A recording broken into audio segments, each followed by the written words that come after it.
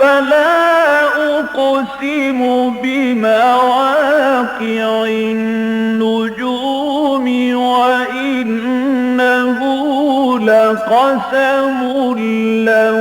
تعلمون عظيم إنه لقرآن كريم في كتاب مكنون لا يمسه إلا المطهرون تنزيل من رب العالمين.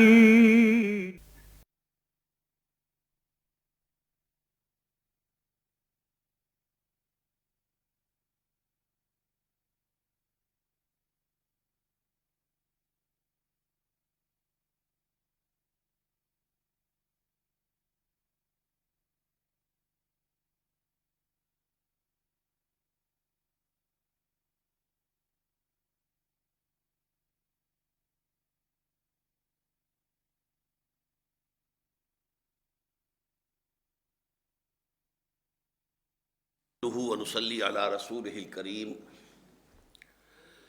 اما بعد فقد قال الله تبارك وتعالى كما ورد في سورة النساء اعوذ بالله من الشيطان الرجيم بسم الله الرحمن الرحيم واللاتي ياتين الفاحشة من نسائكم فاستشهدوا عليهن أربعة منكم فإن شهدوا فأمسكوهن في البيوت حتى يتوفاهن الموت أو يجعل الله لهن سبيلا واللذان يأتيانها منكم فآذوهما فإن تابا وأصلحا فأعرضوا عنهما إن الله كان توابا رحيما انما التوبة على الله للذين يعملون السوء بجهالة ثم يتوبون من قريب فأولئك يتوب الله عليهم وكان الله عليما حكيما وليست التوبة للذين يعملون السيئات حتى إذا حضر أحدهم الموت قال إني تبت الآن ولا الذين يموتون وهم كفار أولئك أعتدنا لهم عذابا أليما صدق اللہ العظیم رب اشرح لی صدری ویسر لی امری واحلل عقدۃ من لسانی یفقہوا قولی اللہم ربنا الہمنا رشدنا واعذنا من شرور انفسنا اللہم ارنا الحق حقا وارزقنا اتباعہ وارنا الباطل باطلا وارزقنا اجتنابہ اللہم وفقنا لما تحب وترضى آمین یا رب العالمین۔ سورہ نساء کے تیسرے رکوع کی جو پہلی دو آیات ہیں یہ تفسیر اور تعویل کے اعتبار سے مشکلات القرآن میں سے ہیں۔ ان کی تفسیر کے ضمن میں، تعویل کے ضمن میں بہت سے اقوال ہیں اور بہت سے اختلافات ہیں مفسرین کے، متقدمین کے بھی اور متاخرین کے بھی۔ ان کا موضوع ہے اسلامی معاشرے میں جنسی آوارگی کا سد باب کرنا اور اس کے لیے ابتدائی سزائیں تجویز کرنا۔ ظاہر بات ہے کہ عرب کا جو معاشرہ تھا جس میں کہ اسلام اپنا یہ اصلاحی عمل جو ہے روبے کار لا رہا تھا، وہاں جنسی اعتبار سے معیار جو ہے وہ بہت اونچا نہیں تھا۔ اگرچہ وہ لوگ فطرت کے راہ سے اس طور سے تو نہیں ہٹے تھے جس طور سے کہ حضرت لوط علیہ السلام جس شہروں کی طرف بھیجے گئے تھے، سدوم اور عمورہ، وہاں جو بھی کام ہو رہا تھا وہ تو واقعہ یہ کہ تاریخ انسانی میں اجتماعی سطح پر کسی قوم نے تو وہ کام کیا تھا تو وہ صرف وہی ایک قوم تھی۔ ویسے یہ کہ آج کل کے معاشرے میں، مغربی معاشرے میں، وہ وبا جو ہے بڑی تیزی سے آگے پھیل رہی ہے۔ ہومو سیکشولیٹی، جس میں کہ گیز بھی ہیں، لیسبینز بھی ہیں، ان کی سوسائٹیاں ہیں، ان کے بڑے بڑے ادارے ہیں اور انہوں نے باقاعدہ انسٹیٹیوشنز کی شکل اختیار کر لی ہے۔ تو یا تو یہ معاملہ اس وقت تھا حضرت ابراہیم علیہ السلام کے زمانے میں سدوم اور عمورہ کی بستیوں میں جس کی طرف حضرت لوط علیہ السلام بھیجے گئے تھے، یا پھر یہ آج کے مغربی معاشرے میں ہے، ورنہ عام طور پر دنیا میں اس فعل کا ارتکاب شاذ و نادر ہوتا ہے۔ تو چنانچہ عرب میں بھی اس وقت اس کا زیادہ رواج نہیں تھا، لیکن یہ کہ عام طور پر زنا کا رواج موجود تھا اور اس میں ہر طرح کا معاملہ تھا۔ اس میں جو ڈسپلن ہے کہ انسان اپنی شہوت کے تقاضوں کو ایک معین قانونی طریقے پر پورا کرے، جو جائز راستہ ہے اس سے اس کو اپنی خواہش پوری کرنی چاہیے، اس کے لیے یہ کہا جا سکتا ہے کہ آوارگی بھی تھی، بلکہ انارکی کی حد تک معاملہ تھا۔ اس میں یہ پہلی دو آیتیں آ رہی ہیں قرآن مجید میں، فرمایا واللاتی یاتین الفاحشۃ من نسائکم، اور وہ جو تمہاری عورتوں میں سے فاحشہ کا ارتکاب کرے، بے حیائی، الفاحشہ انتہائی بے حیائی والی بات، یہاں لفظ زنا نہیں آیا ہے، بے حیائی والی بات آئی ہے۔ اس اعتبار سے گنجائش موجود ہے کہ اس میں زنا بھی مراد ہو، یا یہ کہ عورتوں کا عورتوں ہی سے شہوت رانی کا معاملہ، جو لیسبین آج کہلاتی ہیں، ان کا معاملہ بھی اس کے اندر شامل ہو سکتا ہے جہاں تک لفظ کا تعلق ہے۔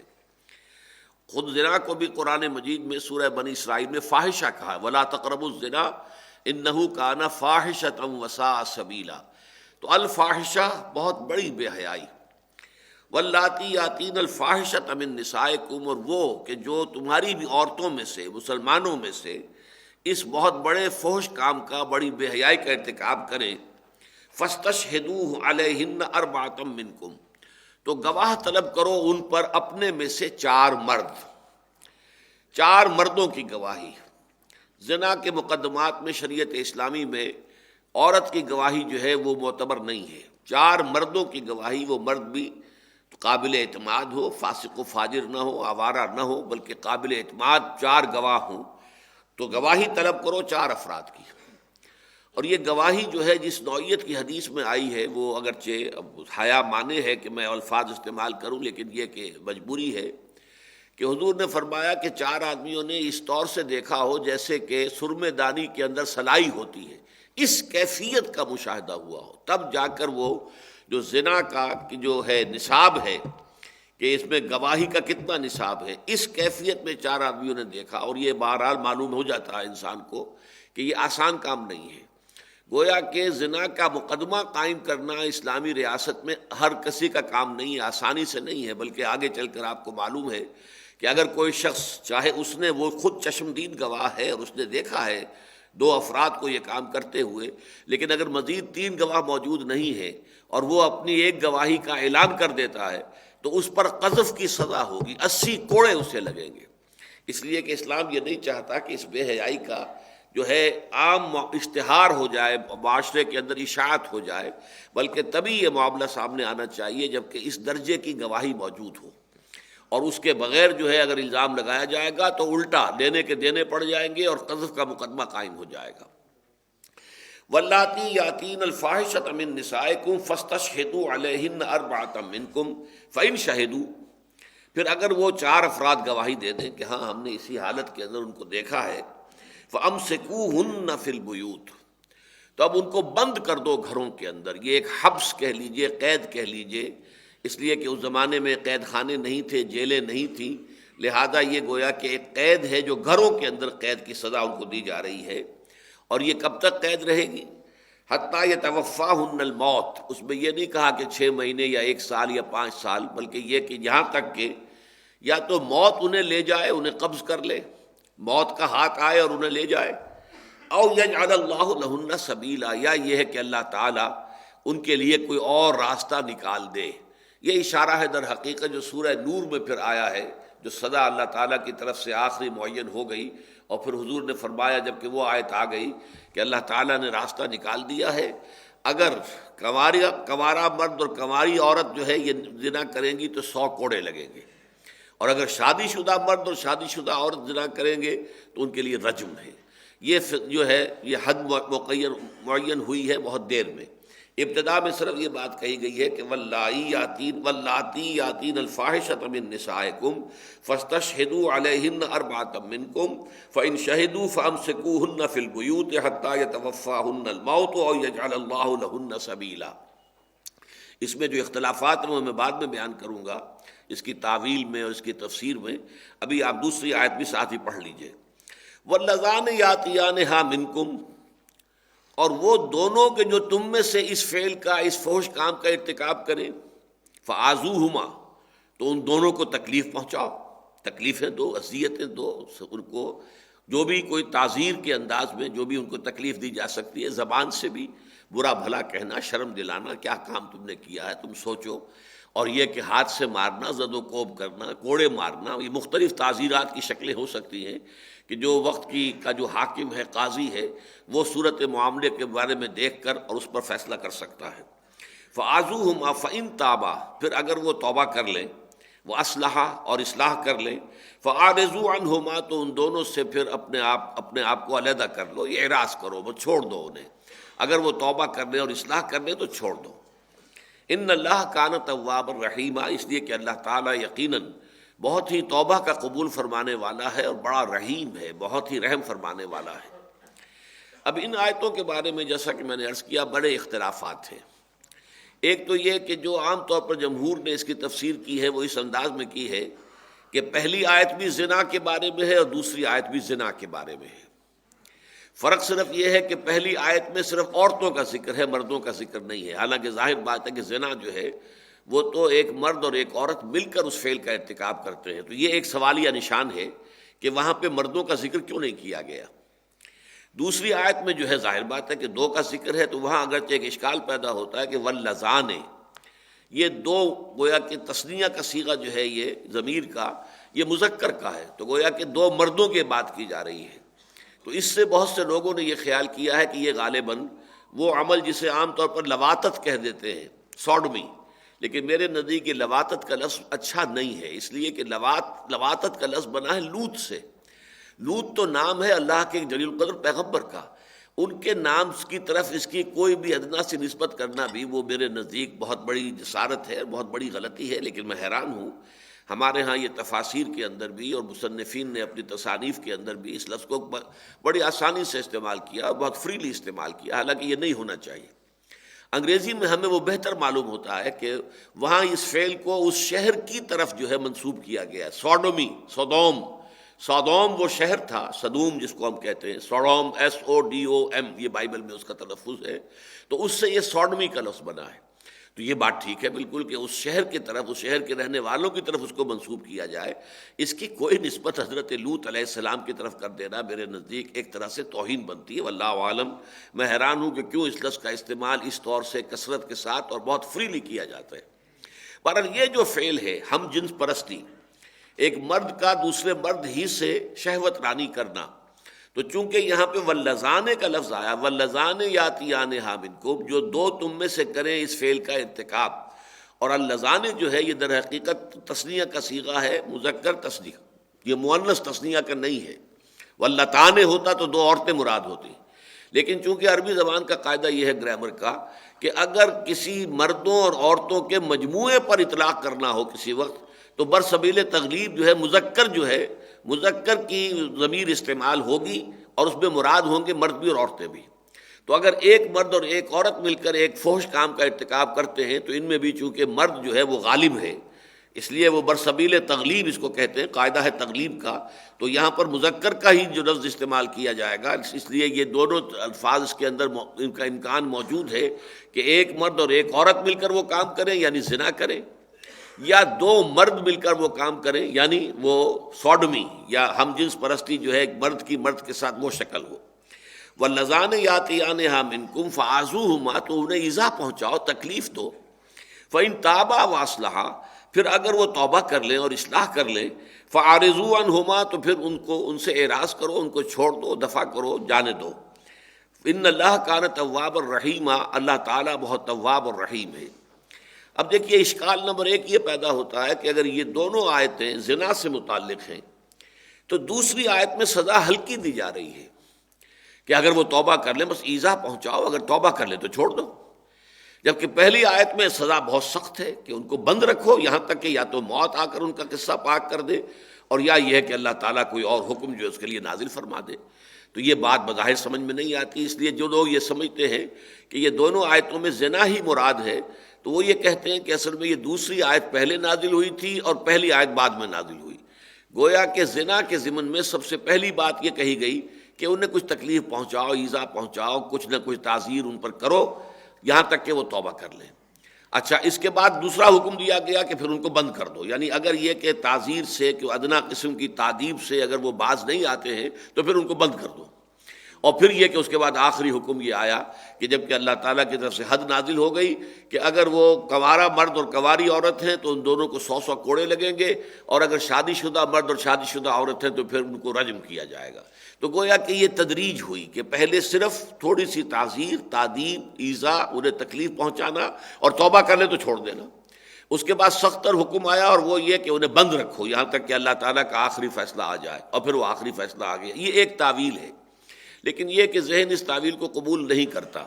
اس لیے کہ سب سے بڑا سوال یہ پیدا ہوتا ہے کہ جب پہلی آیت میں اگر وہ زنا سے متعلق ہے تو پھر مردوں اور عورتوں دونوں کا ذکر کیوں نہیں کیا گیا؟ وہاں تو فرمایا واللاتی یاتین الفاحشۃ من نسائکم، تمہاری عورتوں میں سے جو عورتیں کسی فحش حرکت کا ارتکاب کریں، کوئی غلط کام کریں، کوئی زنا کاری کریں، فاستشہدوہن علیہن اربعۃ منکم، تو ان پر 4 گواہ اپنے مردوں میں سے طلب کرو، فإن شہدوا فامسکوہن فی البیوت، اگر وہ گواہی دے دیں 4 افراد 4 مرد کہ واقعی ہم نے دیکھا ہے، اپنی آنکھوں سے دیکھا اور اس کیفیت میں دیکھا ہے، تو پھر ان کو بند کر دو یہاں تک کہ اللہ تعالیٰ کی طرف سے موت جو آئے ان کو لے جائے یا اللہ کی طرف سے کوئی اور حکم آ جائے۔ دوسری بات یہ ہے کہ بعض لوگوں کے نزدیک جو ہے یہ دوسری آیت جو ہے یہ اصل میں سوڈمی کے لیے ہے، یہ 2 مردوں ہی کے باہمی شہوت رانی کے لیے ہے، اس میں زنا کا تذکرہ نہیں ہے۔ اس سے گویا کہ وہ بات جو ہے وہ ختم ہو جاتی ہے کہ اگر زنا ہی کی یہ بھی سزا ہے، زنا ہی کی وہ بھی سزا ہے، تو ایک میں سزا سخت دی جا رہی ہے، دوسری میں کم دی جا رہی ہے۔ تو اس میں گویا کہ سوڈمی کے معاملے کو اس سے ذرا ہلکا سمجھا گیا ہے کہ یہ معاملہ ایسا کہ ویسے بھی عام طور پر نہیں ہوتا، شاذ معاملہ ہوتا ہے، لیکن یہ کہ اگر ہے تو اس میں یہ کہ انہیں کچھ ایذا دو، کچھ تکلیف پہنچاؤ، یہاں تک کہ پھر وہ توبہ کر لیں اور باز آ جائیں۔ اب اس کے ضمن میں یہ ہے کہ میرے نزدیک ان تمام اختلافات کا جو بہترین حل ہے وہ مولانا امین احسن اصلاحی صاحب نے نکالا ہے، اور واقعہ یہ ہے کہ میں انہیں خراج تحسین پیش کرتا ہوں کہ ان 2 آیات کا میں نے خاصا مطالعہ ان دنوں میں کیا ہے، تفسیر کبیر کو بھی دیکھا ہے، اور قاضی صلاح اللہ پانی پتی رحمۃ اللہ علیہ کی تفسیر کو بھی بہت غور سے دیکھا، اس لیے کہ وہ بہت بڑے فقیہ بھی تھے، بہت بڑے صوفی بھی تھے، اور یہ کہ مفسر تو ہیں ہی بہت بڑے، تفسیر مظہری ان کی بہت اعلیٰ پائے کی تفسیر ہے۔ پھر ہمارے آج کل کے زمانے میں مولانا مودودی کی تفہیم القرآن ہے، اس کا بھی میں نے مطالعہ کیا، اور پھر تدبر قرآن کا بھی کیا، اور مفتی محمد شفیع صاحب کی معارف القرآن کا بھی مطالعہ کیا۔ میں اس نتیجے پر پہنچا ہوں کہ جو تعویل کی ہے مولانا اصلاحی صاحب نے وہ یہاں بہترین ہے، اور اس کے لیے یوں سمجھ لیجیے کہ اصل میں جو ایک خاص پس منظر ہے اس ماحول کا، وہ جب تک سامنے نہ ہو یہ آیات جو ہے سمجھ میں نہیں آ سکتی۔ معاملہ یہ تھا کہ ابھی جو مدینے میں وہ چھوٹی سی اسلامی حکومت قائم ہوئی تھی، ابھی اس کا اقتدار مستحکم نہیں تھا، ابھی صورت یہ نہیں تھی کہ مدینے والوں سب کے اوپر، جسے آج کل مشرف صاحب کہتے ہیں رٹ آف دی گورنمنٹ، جو ہے رٹ آف دی گورنمنٹ کام نہیں کر رہی ہے، تو در حقیقت وہ دائرہ اقتدار اور دائرہ اختیار جو ہے حکومت کا وہ پورے طور پر تمام مدینے والوں کے اوپر چھایا ہوا نہیں تھا، اس لیے کہ ظاہر بات ہے کہ مدینے میں یہودی قبیلے آباد تھے، اور یہودی قبیلے ظاہر بات ہے کہ حضور کے ماتحت نہیں تھے، ان کا اپنا نظام تھا، ان کے اگر کوئی جرم کرتے تھے تو وہ اپنی سزائیں دیتے تھے، ان کی اپنی عدالتیں تھیں، ان کے اپنے فقہا تھے، ان کے اپنے قاضی تھے۔ پھر اسی طریقے سے اس معاشرے میں منافق بھی تھے، وہ منافق جو ہے ان کے اوپر بھی پورے طور سے دباؤ پورے طریقے سے نہیں تھا کہ جو بھی شخص اوس اور خزرج کا آدمی ہے تو جو آپ کھلے بندوں ان کو سزا دے سکتے ہو، نہیں، بلکہ قبائلی طور پر عصبیت کے بھڑک اٹھنے کا امکان ہوتا تھا کہ کسی اگر اوسی کو سزا دے دی گئی ہے تو کہیں اوس کا قبیلہ جو ہے، اس کا گھرانہ جو ہے، اس کا حمایتی بن کر کھڑا نہ ہو جائے، کسی خزرجی کو اگر سزا دے دی گئی ہے تو خزرجی کھڑا نہ ہو جائے۔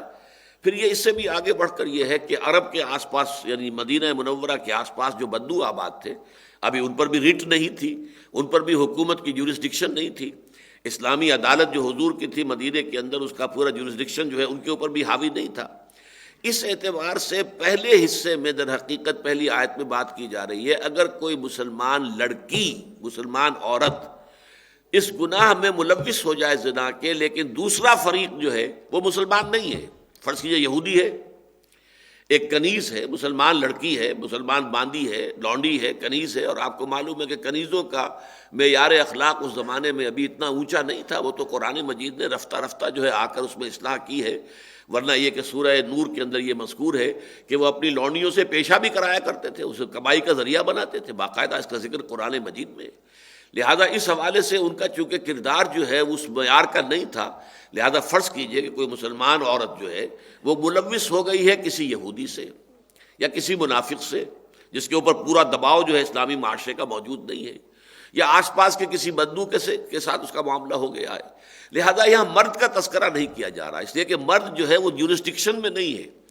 اس کے اوپر آپ کا حکم نہیں چل سکتا، وہ آپ کے عدالت کے دائرہ اختیار میں موجود نہیں ہے، لہذا وہاں صرف عورتوں کا تذکر کیا گیا کہ اگر تم میں سے کوئی عورت، تمہاری عورت، کوئی آزاد عورت ہو یا کوئی کنیز ہے، کوئی ماندی ہے، لوڈی ہے، وہ اگر اس فحش کا ارتکاب کرتی ہے جو کہ مرد جو ہے وہ در حقیقت آپ کے رٹ کے تحت نہیں ہے، آپ کے قوانین کے پابند اور تابع نہیں ہے، تو پھر تو ظاہر بات ہے وہاں سزا آپ دے سکیں گے صرف اس عورت کو، اس لڑکی کو، اور وہ سزا یہ ہے کہ اسے گھر میں بند کر دیا جائے یہاں تک کہ اللہ تعالیٰ کی طرف سے موت کا پیغامبر آ جائے، اسرائیل آ جائیں اور اس کو لے جائیں، اور یا یہ ہے کہ پھر اللہ تعالیٰ کوئی اور سزا اس کے لیے تجویز کر دے۔ یعنی فرض کیجئے اگر کوئی عورت یا کوئی لڑکی اس گناہ کی وجہ سے گھر میں بند تھی، قید و بند کی صعود و برداشت کر رہی تھی، جب سورہ نور کی آیات آ گئیں کہ 100 کوڑے مارو اور چھوڑ دو، تو گویا کہ اس کے لیے ایک راستہ نکل گیا تھا کہ اس کو 100 کوڑے مارے گئے اور اس کے بعد اسے چھوڑ دیا گیا، پھر اس کے اوپر کوئی مزید جو ہے حد بندی نہیں ہے کہ اس کو جو ہے قید میں رکھا جائے۔ جبکہ دوسری جو آیت ہے وہ بحث کر رہی ہے کہ دونوں مرد اور عورت دونوں کے دونوں مسلمانوں میں سے ہوں، واللذان یاتیانہا منکم، اگر دونوں ہی تم میں سے ہیں، مسلمان ہی مرد ہے، مسلمان ہی عورت ہے، اور ان دونوں نے یہ کام کیا ہے، فآذوہما، اب چونکہ معاملہ یہ ہے کہ اگر وہ پہلا مسئلہ تھا تو لڑکی کے باہر آنے جانے میں اس بات کا اندیشہ تھا کہ اس فعل کا دوبارہ ارتکاب ہو جائے، اس لیے کہ وہ جو مرد ہے آپ اسے کوئی زنجیر نہیں ڈال سکتے، اسے آپ بند نہیں کر سکتے، وہ آپ کے حیطہ اقتدار میں نہیں ہے، آپ کے رٹ کے تابع نہیں ہے، کہ یہاں معاملہ چونکہ دونوں کا ہے، مسلمان مرد اور مسلمان عورت، اور وہ دونوں مسلمان معاشرے میں ہیں، ان پر اخلاقی دباؤ بھی پورا ڈالا جا سکتا ہے اور ان کی مانیٹرنگ بھی پوری ہو سکتی ہے، دیکھ بھال ہو سکتی ہے کہ انہوں نے واقعی اپنی اصلاح کر لی ہے یا نہیں کر لی ہے، لہذا ان کے لیے ابتدائی حکم یہ دیا گیا کہ واللذان یاتیانہا منکم فآذوہم، تو انہیں ایذا پہنچاؤ۔ یہ ایذا جو ہے، یہ ظاہر بات ہے کہ ایذا کا لفظ بہت وسیع ہے، اس کے اندر ایذا میں رجم بھی ایذا میں آ جائے گا، اس لیے کہ رجم میں بھی تکلیف دی جاتی ہے، پتھر مار مار کے جو ہے انسان کو، عورت کو یا مرد کو ہلاک کیا جاتا ہے، تو ایذا کا لفظ بہت وسیع ہے، لیکن یہ کہ عام خیال یہ ہے کہ یہ تعزیر ہے، زبانی ایذا یا کچھ زد و کوب، کچھ مارنا، کچھ پیٹنا، اور اس کے بعد اگر وہ توبہ کر لیں اور اصلاح کا اپنا پختہ وعدہ کریں، ان تابا و اصلحا فاعرضوا عنہما، تو ان کو چھوڑ دیا جائے۔ ان اللہ کان توابا الرحیما، اس لیے کہ اللہ تعالیٰ بہت توبہ کا قبول فرمانے والا اور بہت رحم فرمانے والا ہے۔ البتہ اس کے بعد جب پھر سورہ نور کی آیات آ گئی تو پھر وہاں معاملہ طے ہو گیا کہ زانی مرد ہو یا زانی عورت ہو، والزانیۃ والزانی فاجلدوا کل واحد منہما 100 جلدہ، ہر ایک کو ان میں سے 100 کوڑے مارے جائیں گے۔ اور جہاں تک شادی شدہ کا معاملہ ہے وہ قرآن مجید میں اس کا بس تذکرہ نہیں ہے، وہ حدیث نبوی سے اور سنت رسول سے ثابت ہے کہ رجم کیا جائے گا اس ایک معاملے کے اندر، بلکہ 2 معاملات میں نبی اکرم صلی اللہ علیہ وسلم نے جو شریعت موسوی تھی اس کے حکم کو بحال رکھا ہے۔ ایک قتل مرتد کا معاملہ ہے کہ اگر کوئی مسلمان مرتد ہو جائے تو اس کو قتل کرنا، اور ایک رجم ہے، زانی اور زانیہ کے جو شادی شدہ ہوں ان کی سزا رجم، حد۔ یہ چیزیں دونوں قرآن میں نہیں ہیں، البتہ یہ دونوں چیزیں شریعت موسوی علیہ السلام سے حضور صلی اللہ علیہ وسلم نے اخذ کی ہے اور اپنی سنت کی دلیل پر ان کو رائج کیا ہے، وہ ہماری شریعت کے اندر اب گویا کہ حدود اللہ میں شامل ہے۔ یہاں میں خاص طور پہ تھوڑا سا تذکرہ کر دوں کہ اس میں چونکہ واللذان یاتیانہا منکم فآذوہما، اس میں ایک امکان ہے کہ یہ سوڈمی کی بات ہو رہی ہو، ہم جنس پرستی کی، بلکہ ابو مسلم اصفہانی ایک بہت بڑے مفسر ہیں، اگرچہ وہ معتزلہ میں سے ہیں۔ معتزلہ ان کو کہا جاتا ہے جو ریشنلسٹ لوگ تھے، عقل سے زیادہ بات کرتے تھے، نقل سے اور روایات کے حوالے سے زیادہ وہ بات نہیں کرتے تھے، نہ بات مانتے تھے، بلکہ وہ جو ریشنل اور استدلال ہے اس کا زیادہ سہارا لیتے تھے۔ تو معتزلہ کے بہت بڑے مفسر ہیں ابو مسلم اصفہانی۔ ہمارے عام مفسرین تو ان کا تذکرہ بھی کرنا پسند نہیں کرتے، اس لیے کہ معتزلہ میں سے ہیں، لیکن امام فخر الدین رازی رحمۃ اللہ علیہ کا معاملہ بڑا عجیب ہے، چونکہ وہ خود ریشنلسٹ ہیں، اگرچہ ہیں اہل سنت میں سے، لیکن عقل اور منطق اس کے حوالے سے ان کی تفسیر جو ہے وہ بہت ہی مدلل اور بہت یوں سمجھیے کہ عقلی دلائل کے اوپر مبنی تفسیر ہے، تو وہ عام طور پر تذکرہ کرتے ہیں ابو مسلم اصفہانی کا۔ اس کا قول یہ ہے کہ یہ جو پہلی آیت ہے یہ لیسبینز کے لیے ہے، وہاں پہ مردوں کا تذکرہ اس لیے نہیں کیا گیا کہ واللاتی یاتین الفاحشۃ من نسائکم، وہ تم میں تمہاری عورتوں میں سے کہ جو آپس میں فحش کا ارتکاب کریں عورت عورت سے. یہ لیسبین جو ہے پہلے بھی موجود تھا، سحاق اس کو کہا جاتا تھا، لیکن یہ ہے کہ بہت شاذ، جیسا کہ میں نے عرض کیا تھا، یہ زندگی کی شاہراہ نہیں بلکہ اس سے کٹی ہوئی پگڈنڈیاں ان کو کہیں گے. مولانا مودودی صاحب نے یہ الفاظ استعمال کیے ہیں، اور ابھی ابو مسلم اصفہانی پر تنقید کی ہے کہ ابو مسلم اصفہانی نے یہ بات ذہن میں نہیں رکھی کہ قرآن مجید پگڈنڈیوں کے بارے میں باتیں نہیں کیا کرتا. قرآن مجید جو مین شاہراہ ہے انسانی زندگی کی، اس کے بارے میں بات کرتا ہے. تو اصل شاہراہ پر تو اصل میں زنا ہے، جس کے داعیات جو ہیں وہ مرد اور عورت دونوں کے اندر ہے، موجود ہیں. لیکن یہ ہے کہ اب سوڈمی اگر ہے، گیز ہے مردوں میں سے، ان میں سے ایک فاعل ایک مفعول ہے. اب مفعول کے لیے ظاہر بات ہے کوئی اس کے لیے طلب نہیں ہے، کوئی اس کے لیے لذت کا معاملہ نہیں ہے، وہ ساری کی ساری اگر لذت ہے تو وہ فاعل کے لیے ہے. لیکن زنا کا معاملہ مشترک ہے، اس پہلو سے جو اصل مرض ہے وہ زنا ہے. لیکن یہ کہ ابو مسلم اصفہانی نے یہ کہا ہے کہ اس سے مراد ہے لیسبینز. اگر عورتیں آپس میں شہوت رانی کریں تو اس کا نتیجہ کیا ہوگا کہ انہیں بند کر دو،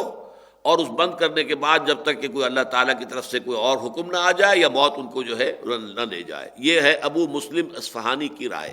اگرچہ اسے ہمارے مفسرین نے تسلیم نہیں کیا،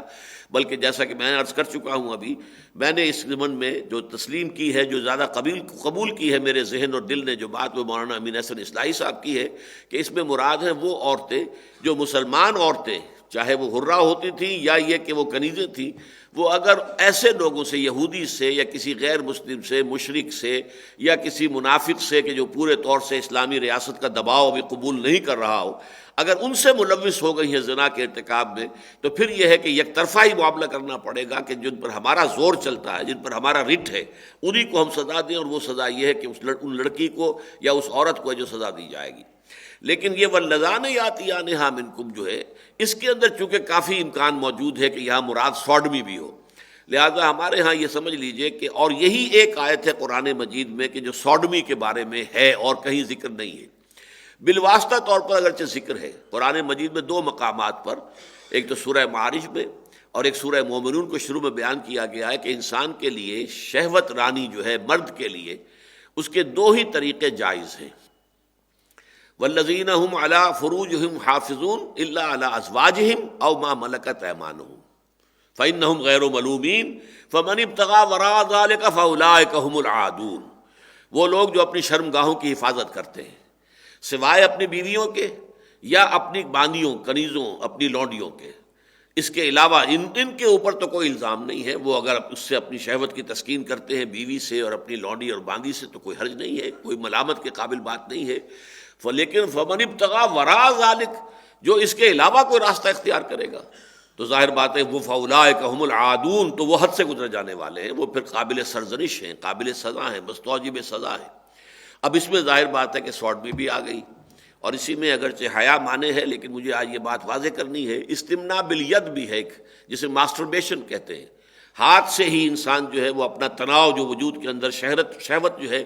اس کا جذبہ مشتعل ہو گیا ہو، تو وجود میں ایک تناؤ کی کیفیت ہوتی ہے. اس تناؤ کو ریلیز کرنے کی ایک شکل یہ ہے کہ ہاتھ سے انسان جو ہے وہ منی کا اخراج کروا دے، تاکہ اس سے یہ کہ اس کو تسکین حاصل ہو جائے. لیکن اس کے بارے میں بھی ہمارے فقہا کا کہنا یہ ہے کہ اگر کسی شخص کو اس طریقے کا اندیشہ ہو کہ وہ اگر یہ کام نہیں کرے گا تو کسی فتنے میں مبتلا ہو جائے گا، کوئی اور برا کام کرے گا، زنا کے اوپر آمادہ ہو جائے گا، یا یہ کہ وہ سوڈمی جو ہے ہم جنس پرستی کا کوئی معاملہ کسی مرد کے ساتھ کرے گا، اگر یہ ہو تو پھر استمناء بالید جائز ہے، یہ حرام نہیں ہے. اگرچہ عام حالات میں یہ بھی اسی کی ذیل میں آ جائے گا، فمن ابتغى وراء ذلك فاولئک هم العادون. تو جیسے سوڈمی حرام ہوگی ایسے ہی یہ بھی حرام ہوگا، لیکن اس کے بارے میں نرمی برتی گئی ہے. باقی جہاں تک کہ یہ جس کو کہ میں نے ابھی بحث کی تھی کہ لواطت کا لفظ جو ہے وہ بار بار زبان پر آتا ہے، اس لیے کہ اکثر وہی استعمال ہوتا ہے، میں سوڈمی کا لفظ استعمال کر رہا ہوں، یا مردوں کی ہم جنس پرستی. اب اس میں پہلی بات تو یہ ہے کہ اس میں بھی گواہی کا وہی سٹینڈرڈ اور وہی نصاب ہے کہ جو زنا کا ہے. 4 افراد عینی گواہ ہوں، یہ ہے در حقیقت 4 افراد کا عینی گواہ ہونا، اور اسی کیفیت میں کہ جیسے سرمدانی میں سلائی ہوتی ہے اس طرح کی کیفیت کے 4 گواہ جو ہے موجود ہوں، تب وہ در حقیقت وہ عمل قوم لوط جو ہے سوڈمی، اس کا مقدمہ جو ہے تب قائم ہوگا. اور اس کے ضمن میں اب ہمارے ہاں اختلاف ہے۔ امام ابو حنیفہ منفرد ہیں، وہ رائے ان کی میں بعد میں عرض کروں گا اس لیے کہ وہ منفرد ہیں، اکیلے ہیں۔ امام مالک، امام شافعی، امام احمد ابن حنبل اور خود امام ابو حنیفہ کے دونوں بڑے شاگرد قاضی ابو یوسف، امام محمد شیبانی، یہ اس پر متفق ہیں کہ یہ جو جرم ہے سوڈمی، یہ جو ہم جنس پرستی ہے مردوں کی آپس میں، وہ بالفعل اسی طریقے سے جیسے کہ سلائی جو ہے وہ اس میں ہو سرمے دانی کے اندر، یہ بھی قابل حد ہے، اس کے اوپر حد وہی ہے کہ جو زنا کی ہے۔ یہ زنا کے بالکل ہم وزن عمل ہے، اور اس پر ہوگی کہ اگر وہ غیر شادی شدہ ہیں تو ان کو 100 کوڑے مارے جائیں گے، اور اگر شادی شدہ ہے تو رجم کیا جائے گا۔ اور یہ حد ہے، یہ حد ہے، یعنی یہ کہ اس میں کوئی کمی بیشی کرنا کسی مسلمان حاکم کے لیے، کسی قاضی کے لیے ممکن نہیں ہے۔ حدود وہی کہلاتی ہیں، وہ چیزیں کہ جن کی سزا شریعت میں ایسے معین ہو گئی ہے کہ اس میں کوئی کمی بیشی کرنا آپ کے لیے ممکن نہیں ہے۔ چور کا ہاتھ کاٹ دینا یہ حد ہے، حد جاری کرنی پڑے گی، آپ اپنی مرضی سے اس میں کوئی کمی بیشی نہیں کر سکتے۔ ہاں چوری کی ڈیفینیشن کے اندر ہو سکتا ہے کہ صاحب 1 پیسے 2 پیسے کی چوری پر بھی ہاتھ کٹے گا یا نہیں کٹے گا، کوئی معتدبہ چوری ہونی چاہیے، یا یہ کہ مشترک مال کی چوری پر ہاتھ نہیں کٹے گا، یا کوئی سڑک کے اوپر کوئی مال پڑا ہوا تھا کسی نے اٹھا لیا ہے تو یہ در حقیقت چوری شمار نہیں ہوگی، اس کے اوپر تعزیرات ہوں گی، ان پہ سزائیں کچھ اور دی جائیں گی۔ لیکن چوری جو ہے، جو چوری کی ڈیفینیشن کے اندر آ جائے گی تو اس پر پھر ظاہر بات ہے کہ حد ہے، حد کا اجرا ہوگا، اور وہ ہے ہاتھ کا کاٹ دینا۔ اسی طرح یہ میں نے آپ کو بتایا کہ امام مالک، امام شافعی، امام احمد بن حنبل، یہ تینوں حضرات ایک لائن میں ہیں۔ اصل میں ہمارے ہاں فقہا کی یہ 2 لائنیں شمار ہوتی ہیں۔ ایک وہ ہے کہ جو اصحاب قیاس سمجھے جاتے ہیں، ان میں سرے خیل ہیں امام ابو حنیفہ رحمۃ اللہ علیہ، پھر ان کے شاگردوں میں امام محمد شیبانی، قاضی ابو یوسف اور بھی ہے، امام ظفر بھی ہے۔ لیکن یہ کہ دوسری طرف جو روایت کی بنیاد پر، حدیث کی بنیاد پر جو فیصلے کرنے والے فقہا ہیں، جو زیادہ ترجیح دیتے ہیں حدیث کو، ان میں ٹاپ پر امام مالک ہے، پھر انہی کے شاگرد سمجھیے کہ امام شافعی ہے، پھر انہی کے شاگرد جو ہیں وہ امام احمد بن حنبل ہیں۔ تو یہ ایک لائن کے تو تینوں حضرات، امام مالک بھی، امام شافعی بھی، امام احمد بن حنبل بھی، اور دوسری لائن میں بھی امام ابو حنیفہ کے شاگرد قاضی ابو یوسف، امام محمد، یہ اس کے قائل ہیں کہ یہ جو سوڈمی کا فعل ہے یہ بھی زنا ہی کے بالکل ہم وزن ہے، اس کی حد وہی ہے جو زنا کی حد ہے۔ امام ابو حنیفہ کے نزدیک یہ بات نہیں ہے، وہ کہتے ہیں یہ اس سے مختلف فعل ہے، یہ بالکل برابر نہیں ہے، اس کی شناعت بھی زنا کی شناعت کے برابر نہیں ہے، اور اس میں تعزیر ہوگی۔ اب تعزیر میں یہ بھی ہو سکتا ہے کہ کچھ مار پیٹ کر، کچھ سزائیں دے کر، کچھ کوڑے لگا کر چھوڑ دیا جائے، وہ توبہ کر لیں کہ ہاں اب آئندہ نہیں کریں گے، فرض کیجئے پھر پکڑے گئے، پھر کوئی زیادہ بڑی سزا دے دی جائے ان کو، پھر کوئی سزا اور دی جائے، یہاں تک کہ وہ کہتے ہیں کہ بالآخر اگر بار بار کی تنبیہات کے باوجود وہ 2 اشخاص باز نہیں آتے اس عمل سے، اس فعل سے، تو پھر قتل بھی کیا جا سکتا ہے، لیکن یہ قتل تلوار سے ہوگا، رجم سے نہیں ہوگا، اس لیے کہ یہاں پر حد نہیں ہے۔ یہ در حقیقت زنا کے حد کے طور پر یہ سزا نہیں دی جا رہی، بلکہ یہ بھی تعزیر ہے، اور تعزیر کی ایک آخری شکل جو ہے وہ قتل بھی ہے۔ میں نے عرض کیا تھا کہ تعزیر کا لفظ بہت وسیع ہے۔ تو یہ ان 2 آیات کے بارے میں نے اپنا حاصل مطالعہ آپ کے سامنے رکھ دیا ہے۔ اصل میں جیسا کہ میں نے ابتدا میں عرض کیا تھا، یہ پہلی گویا کہ کوشش ہو رہی ہے اسلامی معاشرے کو ان مفاسد سے پاک کرنے کے لیے، ابتدائی قدم۔ اس کے بعد جو ہے اس میں آگے بڑھ کر قدم اٹھائے گئے، اس کے بعد سورہ نور کے اندر جو ہے حد جاری ہو گئی، نافذ کر دی گئی، لیکن ابتداً جو ہے یہ آیات آئی ہیں، اور ان کی تعویل میں جو اختلاف ہے وہ میں نے آپ کے سامنے رکھ دیا۔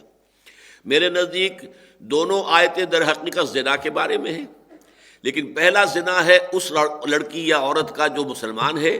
لیکن جس مرد سے وہ زنا کا ارتکاب اس نے کیا ہے وہ کوئی غیر مسلم ہے، یا یہ کہ وہ مسلمانوں کی عدالتی حدود کے اندر نہیں آ رہا، مسلمانوں کی رٹ اس پر چل نہیں رہی ہے،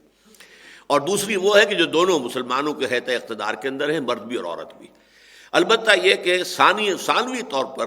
اس دوسری آیت سے اس سوڈمی کے ضمن میں بھی جو نکلتے ہیں احکام وہ میرے نزدیک صحیح ہیں، اور ان کو ہم ثانوی درجے کے اندر یہاں سے ان آیات سے مبنی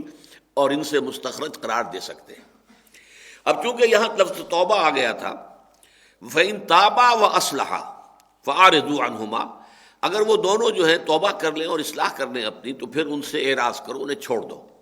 ان اللہ کان تواب الرحیم، اللہ تعالیٰ یقیناً بہت تواب ہے اور رحیم ہے۔ اب اس کے ضمن میں توبہ کے موضوع پر یہ عظیم ترین دو آیات ہیں جو آ گئی ہیں۔ یوں سمجھیے قرآن مجید میں حکمت کی آیات جو آتی ہیں وہ ضمنی طور پر آتی ہیں، احکام اور چل رہے ہیں، اس کے بعد آگے پھر دیکھیں گے عورتوں کے بارے میں احکام پھر شروع ہو جائیں گے۔ وہ احکام کا سلسلہ چل رہا ہے، اس لیے کہ میں نے شروع میں آپ کو بتایا تھا کہ سورہ نساء کے ابتدائی حصے میں خاص طور پر جو معاشرے کے دبے ہوئے طبقات ہوتے ہیں، پسے ہوئے، مظلوم، مقہور، دبائے ہوئے، مجبور کیے ہوئے، کمزور، جن میں یتیم، لاوارث ہیں بیچارے، ان کا مال جس طرح چاہو ہڑپ کر لو، جس طرح چاہو ان کا سلوک کر لو، یدعو الیتیم ولا یحض علی طعام المسکین، اس معاشرے کا نقشہ یہ تھا۔ عورتیں وہ بھی مجبور ہیں اور ان کو بھی جس طرح چاہو ان کے ساتھ معاملہ کر لو۔ پھر کمزور در کمزور، ضعیف در ضعیف، لڑکی جو یتیم ہے وہ تو گویا کہ اب آپ کے لیے کھلی چھوٹ ہے، اسے کوئی مہر نہ دے اور شادی کر لیں، جس طرح چاہیں آپ اس کے ساتھ برتاؤ کریں، کوئی پوچھنے والا نہیں، کوئی اس کے پیچھے ہے نہیں کہ جو اس کے حقوق کا طلبگار بن کر کھڑا ہو سکے۔ تو ان کے تمام چیزیں جو ہیں وہ زیادہ دی گئی ہیں۔ تو جو دبے ہوئے طبقات ہیں، یتیموں کا معاملہ بہت کثرت کے ساتھ آیا پہلے رکوع کے اندر، اس کے بعد خواتین کا معاملہ چل رہا ہے، اس لیے کہ ظاہر بات ہے کہ یہ جو دو جنسیں ہیں، مذکر اور مؤنث، ان میں کمزور جنس ہے، عورت جو ہے وہ کمزور ہے، اس میں کوئی شک نہیں، صنف نازک اسے آپ کہتے ہیں، تو اس کے اوپر ظلم اور تعدی جو ہے وہ زیادتی جو ہے اس کا ہو جانا جو ہے وہ قرین قیاس ہے، لہذا اس کا سد باب کیا جا رہا ہے۔ اب توبہ کے بارے میں فرمایا انما التوبۃ علی اللہ للذین یعملون السوء بجہالۃ ثم یتوبون من قریب، یقیناً توبہ تو اللہ کے ذمے ہے، توبہ کا قبول کرنا اللہ کے ذمے ہے ان لوگوں کے لیے جو جہالت، نادانی یا جذبات کی رو میں بہہ کر کوئی بری حرکت کر بیٹھتے ہیں اور پھر جلد ہی توبہ کر لیتے ہیں۔ فَأُولَٰئِکَ یتوب اللہ علیہم، تو یہ وہ لوگ ہیں کہ جن کی توبہ کو اللہ قبول فرماتا ہے، اللہ بھی ان پر متوجہ ہو جاتا ہے۔ وَكَانَ اللَّهُ عَلِيمًا حَكِيمًا، اور یقیناً اللہ تعالیٰ علیم ہے، جاننے والا ہے، حکیم ہے، بہت ہی حکمت والا ہے۔ لفظ توبہ پہلے سمجھ لیجیے، توبہ کہتے کسے؟ پلٹنے کو کہتے ہیں۔ تابہ یتوب، آبا یعوب اوبن، تابہ یتوب توبن، یہ بڑے قریب کے الفاظ ہیں۔ آبا یعوب، آپ گھر سے باہر گئے تھے، اب واپس آئے ہیں، اس کو کہتے ہیں آئبینا، آئبونا تائبونا لربنا حامدون۔ یہ ایک دعا ہے کہ جو حضور سے مسنون ہے کہ جب آپ سفر پر گئے تھے، گھر واپس آ رہے ہیں، داخل ہوتے ہوئے کہ آئبونا تائبونا لربنا حامدون، ہم واپس آ گئے ہیں اپنے گھر میں، اپنے منزل میں، اور اللہ کے جناب میں توبہ کرتے ہوئے آئے ہیں اور اپنے رب کی حمد کرتے ہوئے آئے ہیں۔ تو آبا یعوب اوبن، تابا یتوب توبن، دونوں کا مفہوم ہے پلٹنا۔ اور یہ توبہ جو ہے یہ دو طرفہ عمل ہے۔ بندے نے گناہ کیا، غلط حرکت کی، معصیت کی، اللہ کے حکم کے خلاف کوئی کام کیا، تو اللہ کی بھی توجہ، عنایت، رحمت، شفقت ہٹ گئی۔ وہ ہٹا اپنی معصیت کی وجہ سے، اللہ نے اپنی عنایت اور توجہ اور اپنی محبت اور شفقت ہٹا لی اس کے پاداش میں۔ اب بندہ جو ہے توبہ کرتا ہے، رجوع کرتا ہے، پلٹتا ہے، اس کے اوپر جو ہے پشیمانی طاری ہوتی ہے، اللہ مجھ سے بڑی غلطی ہو گئی، پروردگار میں جذبات میں بہہ کر کیا کر گیا ہے، اللہ مجھے معاف فرما دے، تو یہ جو اس کی توبہ ہے۔ اب اللہ بھی پلٹتا ہے، رجوع کرتا ہے، اپنی توجہ جو ہے اپنی رحمت کے ساتھ، اپنی شفقت کے ساتھ، اپنی شان غفاری کے ساتھ دوبارہ متوجہ ہو جاتا ہے۔ تو یہ لفظ دو طرفہ استعمال ہوتا ہے۔ تواب بندے بھی ہیں، بہت توبہ کرنے والے ہیں، اور تواب اللہ کے لیے بار بار آیا قرآن مجید میں۔ اللہ تعالیٰ تو بڑا تواب ہے، اللہ تعالیٰ جو ہے توبہ کا بہت قبول کرنے والا ہے۔ تو یہ توبہ جو ہے اس کی دو طرفہ لفظ ہے۔ بندے نے معصیت سے توبہ کی، اور اللہ نے جو اپنی شفقت کی نگاہ پھیر لی تھی، دوبارہ لوٹا کر اپنی شفقت اور محبت اور عنایت کی جو ہے اس کی طرف رخ کر لیا۔ یہ توبہ ہے دو طرفہ۔ اب توبہ کا معاملہ یہ ہوتا ہے کہ ایک تو یہ ہے کہ آدمی سے بالکل جذبات کی رو میں بہہ کر توبہ، کوئی غلط کام ہو گیا، کسی وقت غلط ماحول میں انسان جا بیٹھا ہے، پھنس گیا ہے وہاں، اور اس ماحول کے فوری اثرات اس پر ایسے ہوئے ہیں کہ وہ بھی، کچھ اور لوگ بھی کوئی غلط حرکت کر رہے تھے، وہ بھی کر بیٹھا۔ اس طرح کے معاملے کے لیے آتا ہے جذبات، اس میں لفظ جہالت آیا ہے، اور اس پر بحث کی مفسرین نے۔ جہالت کا مطلب یہ نہیں ہے کہ اسے یہ معلوم نہیں تھا کہ یہ گناہ ہے، نہیں، معلوم تو تھا کہ گناہ ہے، لیکن یہ کہ یا تو اس گناہ کی پاداش سے اس وقت جو ہے انسان کو مستحضر نہیں رہی یہ بات کہ اللہ تعالیٰ کے ہاں سزا ہوگی، اللہ تعالیٰ کے ہاں حضور جانا ہوگا، جواب دہی کرنی ہوگی، تو کیا بنے گا؟ اس سے ایک جہالت اور نادانی کی کیفیت طاری ہو گئی۔ یا جاہل کا لفظ عربی زبان میں جو آتا ہے وہ عالم کے مقابلے میں نہیں آتا، حلیم کے مقابلے میں آتا ہے۔ حلیم الطبع انسان وہ ہے جو اپنے جذبات کے اوپر کنٹرول رکھتا ہے، پرووک نہیں ہوتا فوری طور پر، ذرا سی کسی نے اشتعال آمیز بات کی اور پھٹ پڑے اور غصے کے اندر آ گئے اور آپے سے باہر ہو گئے، نہیں،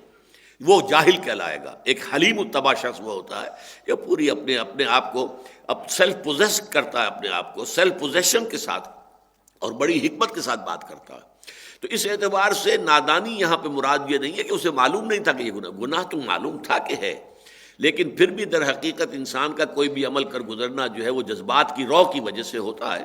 اس پر شہوت غالب آ گئی، اس وقت اس کے اوپر کوئی اور جو ہے مال کی محبت کا ایسا غلبہ ہو گیا، ٹیمپٹیشن ہو گئی کہ وہ کسی حرام ذریعے سے مال کو کما بیٹھا۔ ثم یتوبون من قریب، پھر فوراً ہی جیسے ہی انسان جو ہے وہ ہوش میں آیا فوراً توبہ کرے۔ یہ ہے اصل میں اس کا اصل مفہوم، اگرچہ مفسرین نے بہت عمدہ بحثیں کی ہیں اس پر کہ یتوبون من قریب سے مراد یہ نہیں ہے کہ فوراً ہی توبہ کرے، وہ کافی عرصے کے بعد بھی توبہ کرے تو موت سے پہلے اگر توبہ کر رہا ہے تو وہ توبہ جو ہے قریب ہی شمار ہوگی، اس لیے کہ یہ زندگی ہے کتنی، 30 40 50 60 70 سال، آخرت کی زندگی کے مقابلے میں بہت حقیر ہے، بہت مختصر ہے، بہت ہی تھوڑی سی زندگی ہے۔ اس میں اگر انسان نے فرض کیجئے کسی ایک گناہ پر وہ کئی سال تک جو ہے متواتر عمل کرتا، لیکن اس کے بعد اس کی آنکھیں کھل گئی کہ یہ کام میں نے غلط کیا ہے، مجھے نہیں کرنا چاہیے تھا، توبہ کر رہا ہے، تو یہ بھی توبہ عنقریب ہی شمار ہوگی۔ یہ مفسرین نے بحث کی ہیں، خاص طور پر قاضی ثناء اللہ پانی پتی رحمۃ اللہ علیہ نے، لیکن یہ کہ میری رائے سے ذرا مختلف ہے۔ میرے نزدیک یہ کہ ایک یہ ہے کہ آدمی نے گناہ کیا اور فوراً آنکھ کھل گئی، یہ اصل میں معاملہ ایک ہے۔ مجھے چونکہ یاد ہے اپنی زندگی کا ایک واقعہ، اور اسی کے حوالے سے میں آپ کو بتایا کرتا ہوں کہ میں جا رہا تھا، میڈیکل کالج کا طالب علم تھا، تو صبح کو 8 بجے ہماری کلاس ہوتی تھی ڈاکٹر امیر الدین صاحب کی مرحوم مغفور کی، اور وہ 8:05 پر گیٹ بند کر دیتے تھے، کوئی داخل نہیں ہو سکتا تھا۔ ایک روز مجھے کچھ دیر ہو گئی تھی، میں بہت تیز گاڑی چلا رہا تھا، سائیکل اپنی، اور تھی سڑک پھسلواں تھی، بارش ہوئی تھی تھوڑی سی، تو سائیکل پھسلی، میں گرا، بری طرح گرا، لیکن گرتے ہی تیزی کے ساتھ اٹھا ہوں کہ مجھے یہ بعد میں معلوم ہوا، اٹھنے کے بعد، کہ میں گرا تھا۔ یعنی انسان جب گرتا ہے تو گرتے ہی، یہ تو دوسری بات ہے اگر تو ہڈی پسلی ٹوٹ گئی ہو تب تو اٹھنا آسانی سے ممکن نہیں ہوتا، لیکن اگر خدا نہ خواستہ کوئی ایسا مسئلہ جو ہے اللہ کے فضل و کرم سے نہ ہوا ہو تو آدمی اس تیزی کے ساتھ اٹھتا ہے کہ مجھے آج تک بھی یاد ہے کہ میں حیران ہوا کہ میں گر گیا تھا، اٹھنے کے بعد مجھے احساس ہوا کہ میں گر گیا تھا۔ یہ کیفیت ہوتی ہے انسان کی کہ اگر واقعتاً دل کے اندر ایمان جو ہے پختہ ہو اور گہرا ہو تو گناہ کے فوراً بعد،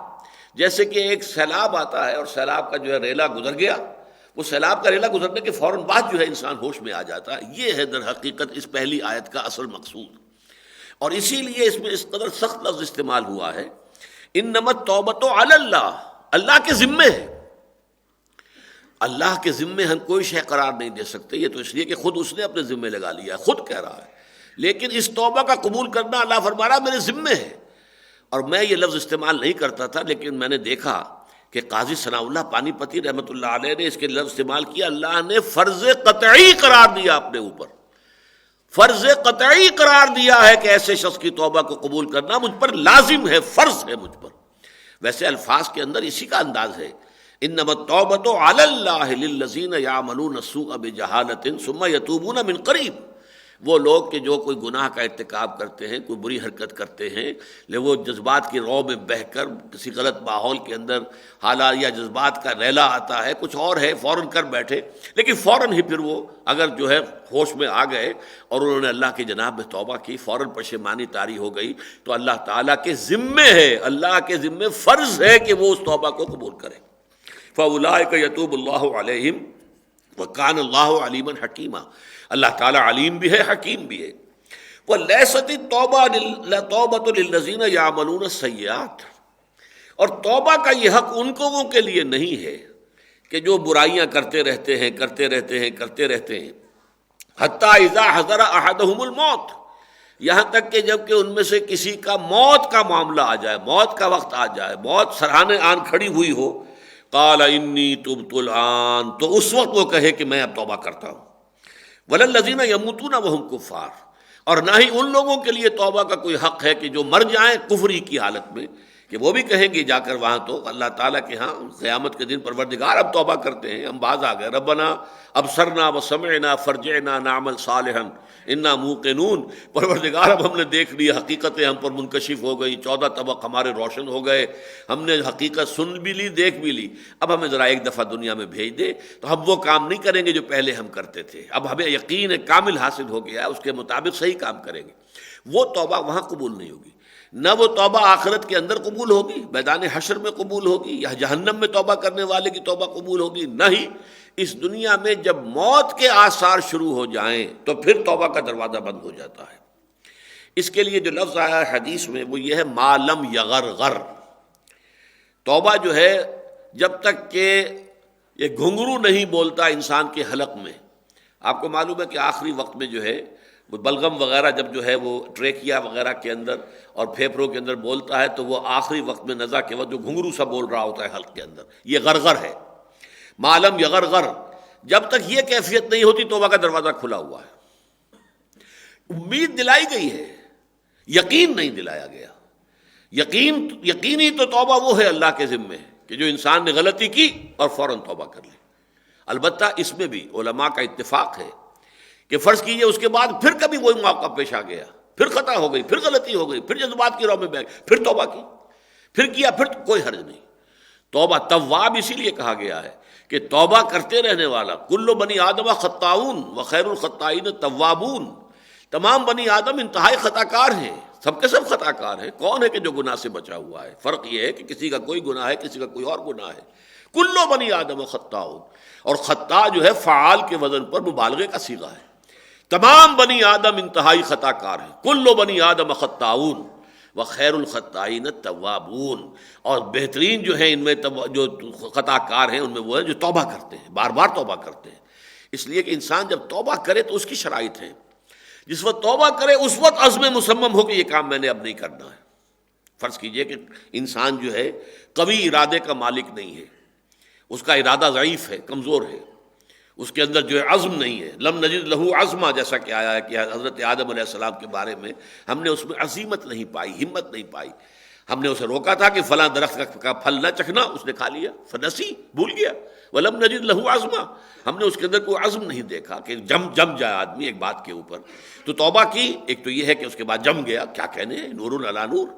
لیکن ایک یہ کہ نہیں، پھر حالات آ گئے، پھر کہیں اسی طرح کی کیفیات آئیں، پھر انسان پھسل گیا، پھر غلطی، پھر کھڑا ہو جائے۔ یہ نہیں کہ ایک دفعہ پھسلنے کے بعد دوسری دفعہ پھسل گیا، تیسری دفعہ پھسل گیا تو اب پڑا رہے وہیں پر اور وہیں پر جو ہے ڈیرا لگا لے، نہیں، یہ نہیں، پھر اٹھے، پھر اٹھے، پھر اٹھے۔ نیت کا معاملہ جب تک کہ یغرغر ما لم یغرغر، جب تک کہ یہ غرغرہ جو ہے یہ حلق کے اندر جو ہے گھگرو موت کا نہیں بولتا اور نزع کا عالم نہیں آتا۔ اور یہ حدیث جو ہے حضرت عبداللہ ابن عمر سے رضی اللہ تعالیٰ عنہ نے اس حدیث کو جو ہے امام احمد ابن حنبل نے روایت کیا، امام ترمذی نے، امام ابن ماجہ نے، امام ابن حبان نے، حاکم نے، بیہقی نے، ان سب نے، اور یہ حدیث صحیح قرار دی گئی ہے کہ ما لم یغرغر، جب تک کہ وہ موت کا گھنگرو، نزع کا گھنگرو نہیں بولتا اس وقت تک دروازہ توبہ کا کھلا ہوا ہے۔ اسی طرح ایک اور حدیث ہے جو مسند احمد ابن حنبل میں بھی ہے اور قاضی ابو یعلا نے اس کو نقل کیا ہے کہ اللہ کا اور شیطان کا ایک مکالمہ ہوا۔ شیطان نے کہا، اے رب، تیرے عزت و جلال کی قسم، میں ان انسانوں کو گمراہ کرتا رہوں گا، کرتا رہوں گا، کرتا رہوں گا، کرتا رہوں گا، یہاں تک کہ ان کی موت آ جائے۔ اللہ تعالیٰ نے فرمایا، اچھا تو پھر مجھے بھی میرے عزت و جلال کی قسم، میں بھی انہیں معاف کرتا رہوں گا، معاف کرتا رہوں گا، معاف کرتا رہوں گا، معاف کرتا رہوں گا، یہاں تک کہ ان کی موت کا وقت آ جائے۔ ہاں، موت کا وقت آئے گا تو پھر معافی کا دروازہ بند ہو جائے گا۔ یہ بھی بہت ہی عمدہ روایت ہے۔ اسی طریقے سے یہ حدیث جو ہے صحیح مسلم میں ہے حضرت ابو موسیٰ اشعری سے کہ اللہ تعالیٰ دن کے وقت ہاتھ پھیلاتا ہے کہ جس نے رات کو گناہ کیے ہوں توبہ کر لے، اور پھر رات کو ہاتھ پھیلاتا ہے کہ جس نے دن میں گناہ کیے وہ توبہ کر لے، یہاں تک کہ سورج مغرب سے طلوع ہو جائے، جب تک کہ وہ آخری علامات جو ہیں قیامت کی، ان میں سے آپ کو معلوم ہے کہ جو علامات کبریٰ ہیں ان میں سے ایک یہ بھی ہے کہ سورج مغرب سے نکلے بجائے مشرق کے، تو اس کے بعد معلوم ہوا کہ اب زندگی اس دنیا کا جو ہے معاملہ خاتمے کے قریب آ گیا ہے، انفرادی موت نہیں بلکہ اب یہ اس دنیا کی اجتماعی موت آ گئی ہے تو اس وقت بھی آ کے وہ دروازہ بند ہو جائے گا، ورنہ اللہ تعالیٰ روزانہ اللہ کا ایک ہاتھ جو ہے وہ وسیع ہوتا ہے تاکہ دن کے وقت، تاکہ رات کو جس نے گناہ کیا وہ توبہ کر لے، اور رات کے وقت تاکہ جس نے دن میں گناہ کمایا وہ توبہ کر لے۔ اور توبہ کا اللہ تعالیٰ کے ہاں کیا مقام ہے، ذرا اس کا اندازہ کیجئے۔ ایک بڑی پیاری تمثیل دی ہے حضور نے صلی اللہ علیہ وسلم۔ حضور فرماتے ہیں کہ بندے کی توبہ سے اللہ کو اتنی ہی خوشی ہوتی ہے جتنی کہ، اب ایک تمثیل ہے کہ تم یہ تصور کرو کہ اگر کوئی مسافر ہے لقودق صحرا میں سفر کر رہا ہے اکیلا، ایک اس کا اونٹ ہے، اونٹ ہی پر اس کا پانی ہے، چھاگل ہے وہ بھی اونٹ کے ساتھ بندھی ہوئی ہے، وہ کھانے کی چیزیں تھی وہ بھی اونٹ کے ساتھ ہیں، اونٹ کے اوپر لدی ہوئی ہے۔ وہ تھوڑی دیر کے لیے سستانے کے لیے کسی درخت کے نیچے بیٹھتا ہے اور اس کی آنکھ لگ گئی، آنکھ کھلی تو اونٹ غائب۔ اس نے اونٹ کا جو ہے وہ گھٹنا نہیں باندھا تھا، خطا ہو گئی، غلطی ہو گئی، ورنہ عام طور پر تو بدو یہ کرتے تھے کہ اتنے ہیں تو اونٹ کا ایک جو پاؤں ہے اس کا گھٹنا باندھ دیتے تھے تاکہ وہ دوڑ نہ سکے، اچک اچک کے ادھر ادھر کی کر کے درخت سے کوئی اور کہیں سے کوئی ناشتہ تھوڑا بہت جو کر سکتا ہو کر لے، لیکن دوڑ نہیں سکتا۔ اس نے نہیں باندھا، وہ بھاگ گیا۔ اب وہ کہتا ہے کہ بے تاب ہو کر وہ حضور فرماتے ہیں کہ مشرق میں، مغرب میں، شمال میں جو دوڑتا ہے، بھاگتا ہے، ادھر ادھر کہیں نظر آئے، اونٹ کا کہیں نام و نشان نظر نہیں آ رہا۔ پھر وہ تنگ آ کر، اب آپ اندازہ کر لیجئے کہ ایک شخص جو ہے موت کا انتظار اب کر رہا ہے، پانی بھی نہیں ہے اس کے پاس، پانی بھی اسی اونٹ پر تھا چلا گیا، کھانا بھی نہیں ہے، کھانا بھی اسی اونٹ پر تھا چلا گیا۔ اب وہ موت کے انتظار میں ہے، اچانک دیکھتا ہے کہ اونٹ کھڑا ہوا، اونٹ تو موجود ہے۔ تو اب وہ کہنا تو یہ چاہتا تھا، اے اللہ میں تیرا بندہ ہوں، تو میرا رب ہے، لیکن اپنا وہ جو اسے یوں سمجھیے کہ خوشی کا جو ایک کیفیت ہے اس میں وہ کہہ یہ بیٹھتا ہے، اے اللہ میں تیرا رب، تو میرا بندہ۔ اس طریقے کی اتنی خوشی ہوتی ہے اللہ کو اپنے بندے کی توبہ سے، کسی گناہ گار بندے کی توبہ سے۔ اس لیے اس معاملے کو ہلکا نہ سمجھے، بہت بڑی شے، ہمارے دین کی حکمت کی روح سے یہ بہت بڑی شے ہے۔ اس میں تھوڑی سی خطا ہوئی ہے اور اس کی وجہ سے کتنے بڑے بڑے گمراہیوں کے طومار جو ہیں پیدا ہو گئے دنیا میں۔ آپ اس کا اندازہ کیجئے کہ یہ جو حضرت آدم علیہ السلام سے خطا ہو گئی تھی، حضرت حوا سے خطا ہو گئی تھی، دونوں نے وہ ممنوع شجر جو تھا اس کا پھل کھا لیا، گناہ ہو گیا، غلطی ہو گئی، معصیت ہو گئی۔ قرآن یہ کہتا ہے کہ فَتَلَقَّىٰ آدَمُ مِن رَبِّهِ كَلِمَاتٍ فَتَابَ عَلَيْهِ،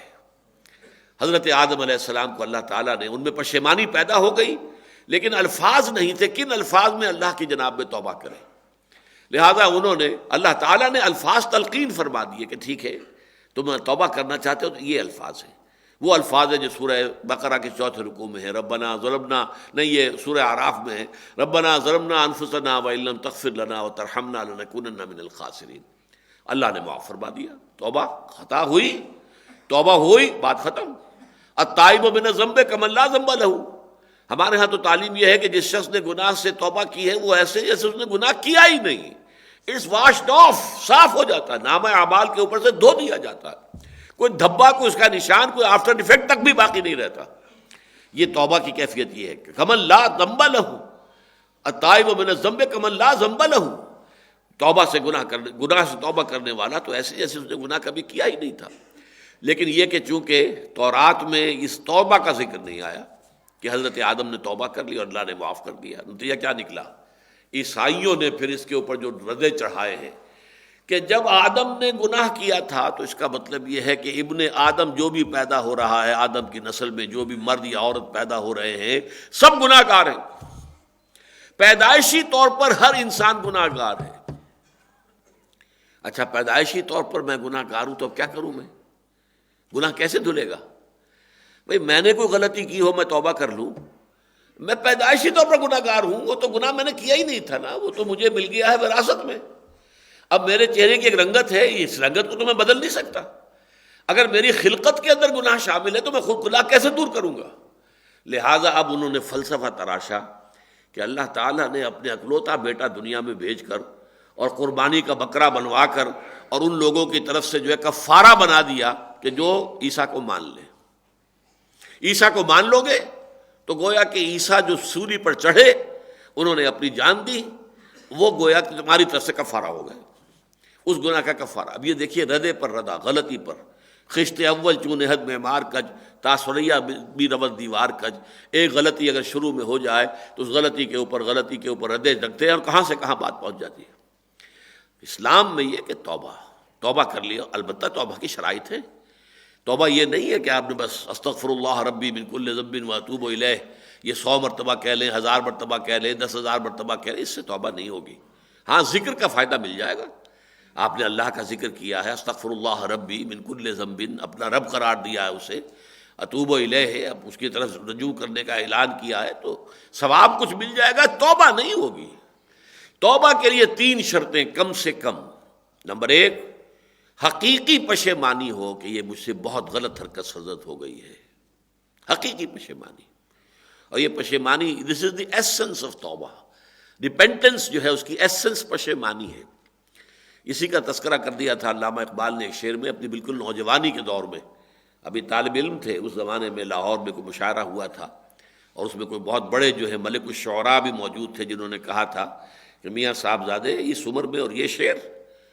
اللہ تمہیں نظر بد سے بچائے. موتی سمجھ کے شان کریمی نے چن لیے، قطرے جو تھے میرے عرق انفعال کے. انفعال کہتے ہیں شرمندگی کی کیفیت. جب آدمی پہ شرمندگی ہوتی ہے تو پیشانی پر پسینہ سا آ جاتا ہے. بڑے چھوٹے چھوٹے ننھے قطرے پسینے کے پیشانی پر آتے ہیں، انفعال کی وجہ سے، شرمندگی کی وجہ سے. تو میں نے جو گناہ کیا تھا اس پر جو مجھے انفعال ہوا، شرمندگی ہوئی، اس پر جو مجھے پسینہ آیا اور میری پیشانی کے اوپر جو ننھے قطرے ظاہر ہوئے، پروردگار کی رحمت نے انہیں موتی سمجھ کے چن لیا. موتی سمجھ کے شان کریمی نے چن لیے، قطرے جو تھے میرے عرق انفعال کے. اصل میں شرمندگی ہے، یہ توبہ ہے. اس کے بعد یہ کہ زبان سے بھی اللہ سے توبہ کرے. نمبر 2، اس گناہ کو چھوڑ دے، بالفعل چھوڑ دے. نمبر 3، اس کے بعد ایک مصمم اور پختہ ارادہ کہ دوبارہ نہیں کروں گا. اس وقت یہ ضروری ہے، لازم ہے کہ اس وقت مصمم ارادہ ہو کہ دوبارہ نہیں کروں گا. البتہ یہ ہو سکتا ہے جیسے کہ میں کہہ چکا ہوں کہ پھر کہیں جذبات کی رو میں پھر پھسل جائے. سڑک جو ہے وہ اس کے اندر پھسلن ہے، پھر پھسل گیا. یہ انسان سے بعید نہیں ہے. کل بنی آدم توابون خطاؤن و خیر الخطائین توابون. تو وہ میں نے عرض کر دیا کہ شیطان کے مقابلے میں اللہ نے بھی فرمایا کہ مجھے بھی میری عزت اور میرے جلال کی قسم ہے کہ میں بھی اپنے بندوں کو معاف کرتا رہوں گا یہاں تک کہ موت کا معاملہ آ جائے. اس کے بعد دروازہ بند ہو جاتا ہے. تو گویا کہ یہاں پر ویسے تو جیسا کہ میں نے عرض کیا کہ اس پہلی آیت جو ہے اس میں، اس کی بھی تعویل میں اکثر علماء نے، اکثر مفسرین نے یہ شکل اختیار کی ہے کہ اس سے مراد لازم یہ نہیں ہے کہ فوراً ہی توبہ کی جائے، ثم یتوبون من قریب، بلکہ یہ کہ موت سے پہلے جو بھی توبہ ہے، موت کے آثار شروع ہونے سے پہلے وہ توبہ من قریب ہی شمار ہوگی. یہ رائے ہے اکثر کی. لیکن میری رائے یہ ہے کہ نہیں. یہاں 2 انتہائیں اللہ تعالیٰ نے بیان کر دی ہیں. ایک انتہا مثبت پر طرز کی ہے، مثبت سائڈ کی ہے. انسان سے خطا ہوئی، فوراً اس کو ہوش آیا، فوراً جو ہے پشیمانی ہوئی کہ یہ میں کیا کر بیٹھا ہوں، مجھے یہ نہیں کرنا چاہیے تھا. فوراً اللہ کی جناب میں توبہ کی. یہ توبہ تو وہ ہے کہ جس کو اللہ تعالیٰ نے اپنے ذمے قرار دیا ہے. انما التوبۃ علی اللہ للذین یعملون السوء بجہالۃ ثم یتوبون من قریب. یہ ایک انتہا ہے. دوسری انتہا یہ ہے کہ انسان کرتا رہے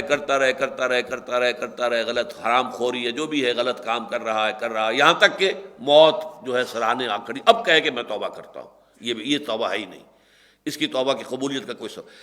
ان کے درمیان جو ہے یہ ایک ایسا ہے، بہت وسیع علاقہ ہے. اس کے اندر بین الخوف والرجا کی کیفیت رہنی چاہیے بندے کی. رجا بھی رہے کہ اللہ تعالیٰ توبہ کا معاف کرنے والا ہے. جب اتنی شد و مت کے ساتھ احادیث کے اندر بھی آیا، اللہ تعالیٰ تو بندے کا کہ توبہ کا منتظر رہتا ہے. اللہ تعالیٰ تو جو ہے اگر بندہ آتا ہے اس کی طرف چل کر، اللہ دوڑ کر آتا ہے. بندہ ہاتھ بھر آتا ہے، بارش بھر آتا ہے تو اللہ ہاتھ بھر آتا ہے. لہذا اللہ تعالیٰ تو بندے کی توبہ کا منتظر ہوتا ہے کہ وہ توبہ کرے. اور اللہ تو ہاتھ پھیلاتا ہے دن کے وقت کہ رات کا گناہ گار جو ہے توبہ کر لے، اور رات کے وقت تاکہ دن کا گناہ گار توبہ کر لے. ان چیزوں کو سامنے رکھا جائے تو اس میں رجا کا پہلو غالب ہونا چاہیے، لیکن خوف کا پہلو ختم نہیں ہو جانا چاہیے. ہو سکتا ہے کہ خطا میری اللہ تعالیٰ معاف نہ فرمائے، ہو سکتا ہے. یہ خوف کا پہلو کسی نہ کسی درجے میں اگرچہ غالب رہنا چاہیے، رجا کا پہلو. اللہ تعالیٰ کی رحمت سے، اس کی شان غفاری، اس سے یہ توقع کہ اللہ تعالیٰ معاف فرما دے گا۔ التائب من الذنب کمن لا ذنب لہ۔ تو یہ توبہ کے بارے میں دو آیات قرآن مجید میں جو جس یہ موضوع پر یا تو سورہ فرقان کے آخری رکوع میں آئی ہے بات توبہ کی شرائط کے ضمن میں، اور یا یہ کہ توبہ کی یہ دو انتہائیں جو یہاں پر بیان کر دی گئی ہیں، یہ دو مقامات انتہائی اہم ہیں توبہ کی حقیقت کے بارے میں۔ بارک اللہ لی و لکم فی القرآن العظیم و نفعنی و ایاکم بالآیات و ذکر الحکیم۔